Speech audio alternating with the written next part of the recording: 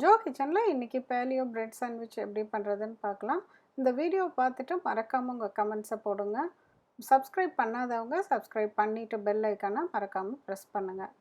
இந்த ரெசிபிக்கு 4 எக்கு ஒரு பவுலில் எடுத்துக்கோங்க. ஒரு அரை டீஸ்பூன் இஞ்சி பூண்டு பேஸ்ட், மஞ்சத்தூள், மிளகாத்தூள், கொஞ்சம் உப்பு, இது கூட ஒரு டேபிள் ஸ்பூன் அளவுக்கு ஆல்மண்ட் ஃப்ளவர் இல்லாட்டி கோகனட் ஃப்ளவர் சேர்த்திக்கோங்க. அப்போ தான் உங்களுக்கு அந்த ப்ரெட் மாதிரி கொஞ்சம் சாஃப்டாக திக்காக அந்த மாதிரி கிடைக்கும். இப்போ இந்த இதில் நம்ம சாண்ட்விச் பண்ணுறதுனா 2 ப்ரெட்டு வேணும். ஸோ 2 ப்ரெட்டுக்கு தகுந்த மாதிரி நம்ம போட்டுக்கணும்.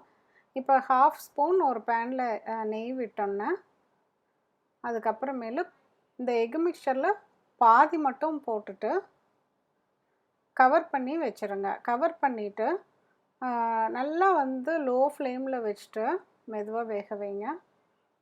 அதுக்கப்புறமேலு மெதுவாக திருப்பி போட்டுருங்க. திருப்பி போட்ட உடனே அப்படியே நல்லா பஃபியாக அப்படி வரும், நம்மளுக்கே பார்க்குறப்ப தெரியும். இப்போ இதே மாதிரி இன்னொரு ப்ரெட்டுக்கும் ரெடி பண்ணி எடுத்து வச்சுருங்க. இப்போ நம்மளுக்கு ஸ்கொயர் ஷேப்பில் இல்லாமல் ரவுண்டாக இருக்குது. இப்போ பர்கர் மாதிரி ரவுண்டாக வேணும்னா அப்படியே கூட வச்சுக்கலாம். இப்போ நம்மளுக்கு ஸ்கொயர் ஷேப் வேணும்னா அந்த சைட்ஸ் எல்லாம் இந்த மாதிரி கட் பண்ணி அட்ஜஸ்ட் பண்ணிக்கலாம். இப்போ 2 ப்ரெட் ஸ்லைசஸ் கிடச்சிருக்கு. இதை வச்சுட்டு நம்ம சாண்ட்விச் எப்படி அரேஞ்ச் பண்ணுறதுன்னு பார்க்கலாம். ஃபஸ்ட்டு லெட்யூஸ் வச்சுக்கோங்க. லெட்யூஸ் இல்லைன்னா கேபேஜ் யூஸ் பண்ணிக்கோங்க.